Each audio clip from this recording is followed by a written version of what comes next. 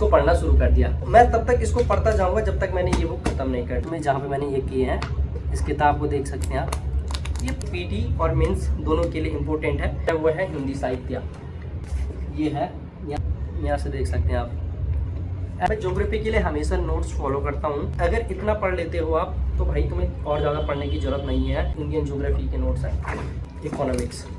Economics में भी मैं एक ही रणनीति अपनाता, लेकिन जब मैं दृष्टि में आया था उसके पश्चात जो पॉलिटी में भी मैं क्लास नोट्स फॉलो करता हूँ। जो गवर्नेंस का पार्ट है भाई, अगर आप सिर्फ वही एम लक्ष्मीकांत पढ़ोगे तो भाई गवर्नेंस आप बिल्कुल भी कवर नहीं कर पाओगे अच्छे तरीके से। इससे तो भाई गवर्नेंस के क्वेश्चन बाहर जा ही नहीं सकते। इस बार जो जितने भी मेंस के एग्ज़ाम हुए हैं बहुत ही शानदार रहे।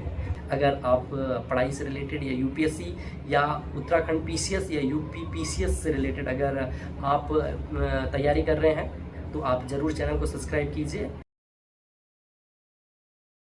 नमस्कार दोस्तों, एक बार फिर से स्वागत है आपके मेरे इस चैनल पे। तो अगर आपने चैनल को सब्सक्राइब नहीं किया है तो सबसे पहले आप चैनल को सब्सक्राइब जरूर कीजिए, क्योंकि इसमें बहुत ही महत्वपूर्ण वीडियोस आने वाली है आगे से। तो दोस्तों, आप सभी का एक सवाल था, कमेंट्स बॉक्स में भी आपके मैसेज आ रहे थे और पर्सनली कई दोस्तों ने मुझे कांटेक्ट करने की कोशिश की। तो उन सभी का एक प्रश्न था कि भाई जी आप वीडियो तो बना रहे हैं, लेकिन एक वीडियो ऐसी बनाइए आप जिससे हमें पता चल सके कि रिवीजन किस तरीके से करें। सबसे बड़ी चुनौती सभी के समक्ष रहती है।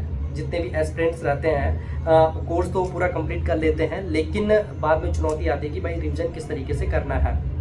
कई लोग रिवीजन इस तरीके से करते हैं कि भाई 5-6 सब्जेक्ट उठा लेते हैं और पढ़ना शुरू कर लेते हैं, जिससे उन्हें पता नहीं चल पाता कि भाई मेरे कितने सब्जेक्ट कंप्लीट हो चुके हैं, मेरे कौन कौन सा पार्ट बचा हुआ है जो मुझे कंप्लीट करना है, जिसके कारण उन्हें बहुत परेशानियों का सामना करना पड़ता है। तो दोस्तों, मैं किस तरीके से रिवीजन करता हूँ आज आप सभी के बीच में साझा करूँगा। तो दोस्तों बिल्कुल अभी आगे से हटिए मत, बिल्कुल बने रहिए। और मैं आपको बताता हूँ कि अगर माना बात मैं क्या करता हूँ कि माना बात जैसे मैंने इसको पढ़ना शुरू कर दिया, जैसे भारत का इतिहास है, आधुनिक भारत का, अगर मैंने इसको पढ़ना स्टार्ट कर दिया है तो मैंने अगर शुरू से स्टार्ट कर दिया, माना बात मैंने फर्स्ट चैप्टर से स्टार्ट कर दिया, तो मैं तब तक इसको पढ़ता जाऊंगा जब तक मैंने ये बुक खत्म नहीं कर दी। आप देख भी सकते हैं कि जो ये किताब है मैंने यहाँ से शुरू की है, जो महत्वपूर्ण है यहाँ से आप देख सकते हैं, इस चैप्टर से शुरू किया है और फिर इसको पूरा कंप्लीट करते करते यहाँ लास्ट तक देख सकते हैं आप, जहाँ तक इसका महत्वपूर्ण बिंदु है ये देख सकते हैं आप। लास्ट में जहाँ पे मैंने ये किए हैं, इस किताब को देख सकते हैं आप। ये पूरी पढ़ी है, ये कम से कम 4-5 बार मैंने रिवाइज भी की है इस किताब को, क्योंकि ये पीटी और मेंस दोनों के लिए इम्पोर्टेंट है, इसलिए ये पढ़ना बहुत ज़रूरी है। अगर माना बात वैसे मैं इसको अब ज़्यादा पढ़ता नहीं हूँ, क्योंकि इसके बारे में मुझे थोड़ा ज़्यादा पता है और जो सर के मैंने नोट्स बनाए हैं और इसके भी मैंने नोट्स बनाए हैं उससे ही मैं काम चला लेता हूँ और रिवीजन भी बहुत आसानी तरीके से होता जाता है। जैसे इसको तो तुम बार बार भाई रिवीजन करोगे, पेपर के टाइम पे तुम रिवीजन नहीं कर पाओगे। अगर आप इसके शॉर्ट नोट्स बनाते हो या आपके कोई नोट्स है जो क्लास नोट्स होते हैं, अगर आपने वो चीज़ें बनाई है और उसके भी छोटे छोटे नोट्स बनाने पड़ते हैं भाई, कम से कम इतने पेज है कि 10-12 पेज में तुम इसको बना सकते हो शॉर्ट में, ताकि बाद में रिवीजन करने में बहुत आसानी हो सके। उसी प्रकार से जो मेरा ऑप्शनल विषय है वो है हिंदी साहित्य।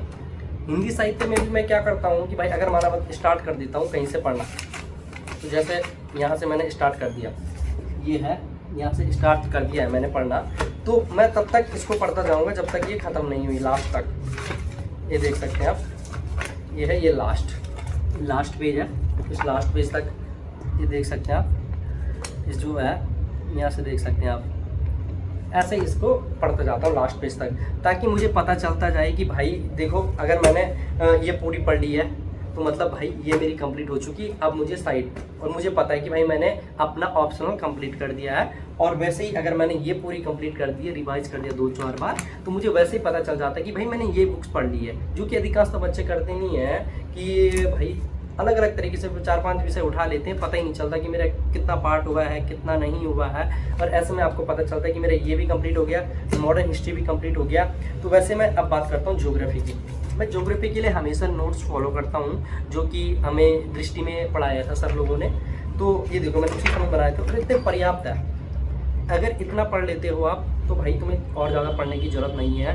इंडियन ज्योग्राफी हो चाहे किसी भी विषय में, ये देखिए आप कितने बेहतर तरीके से नोट्स बनाए गए हैं।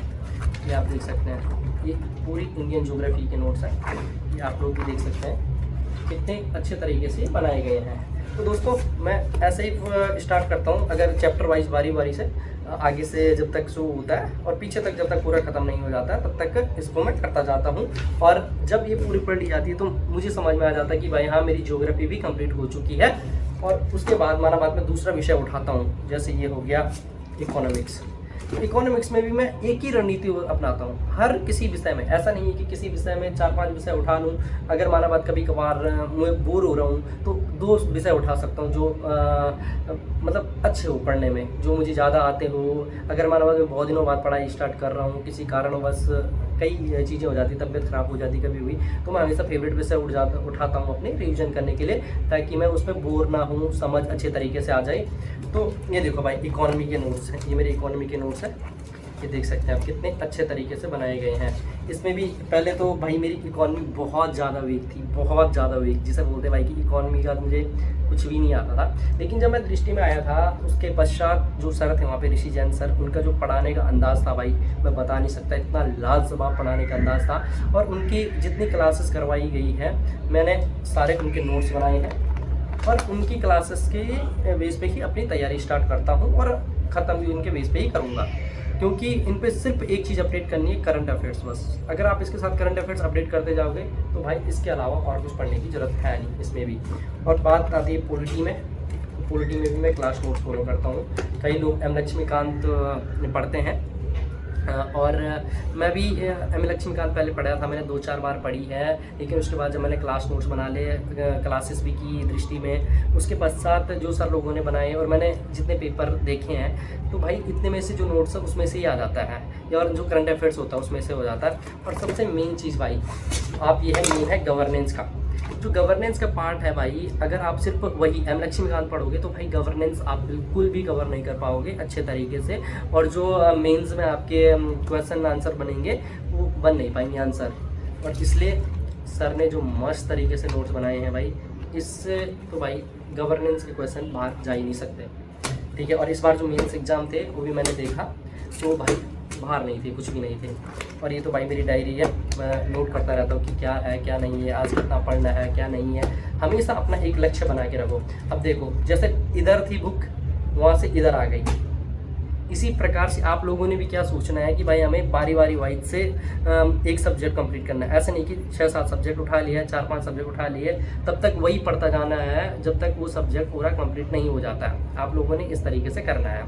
अगर माना बात आपने हिस्ट्री उठा ली है तो हिस्ट्री जब तक खत्म नहीं हुई तब तक आप हिस्ट्री पढ़ते जाना है। और हिस्ट्री जब खत्म हो जाएगी आपको भी थोड़ा अंदर से एक कॉन्फिडेंस आने लगेगा कि भाई हाँ मेरी हिस्ट्री कंप्लीट है, अब मुझे दूसरे सब्जेक्ट पे फोकस करना है। आप ज़्यादा ये लगता है आपको थोड़ा बोरिंग टाइप का, अगर कि एक ही सब्जेक्ट पढ़ता जा रहा हूँ मैं, तो 2 सब्जेक्ट भी आप लोग उठा सकते हैं। या तो हिस्ट्री उठा लो और पॉलिटी उठा लो, या पॉलिटी या इकोनॉमी उठा लो, जो आपको ज़्यादा अच्छा लगता है या ज़्यादा पसंद आता है, आपको पढ़ने में मज़ा आता है जिसमें पढ़ने में। तो दोस्तों अब देख सकते हैं जितना यहाँ पे बुक्स रखी थी वो सब इस ओर आ गई।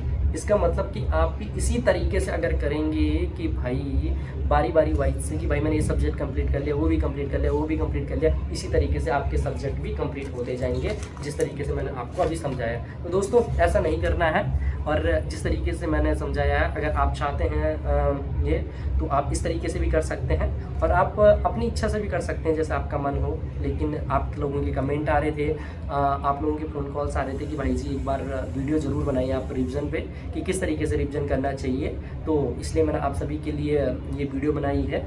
तो दोस्तों इस बार जो जितने भी मेंस के एग्ज़ाम हुए हैं बहुत ही शानदार रहे, और इसके पश्चात अब 30 और 31 तारीख को मेंस के एग्ज़ाम है जो कि लैंग्वेज के हैं, और उसके बाद भाई ऑप्शनल के हैं। तो दोस्तों बने रहिए आप मेरी वीडियो में, और मेरे चैनल को भाई ज़रूर सब्सक्राइब कीजिए। अगर आप पढ़ाई से रिलेटेड या यूपीएससी या उत्तराखंड पीसीएस या यूपी पीसीएस से रिलेटेड अगर आप तैयारी कर रहे हैं तो आप ज़रूर चैनल को सब्सक्राइब कीजिए और वीडियो शेयर कर दीजिए। बहुत बहुत धन्यवाद।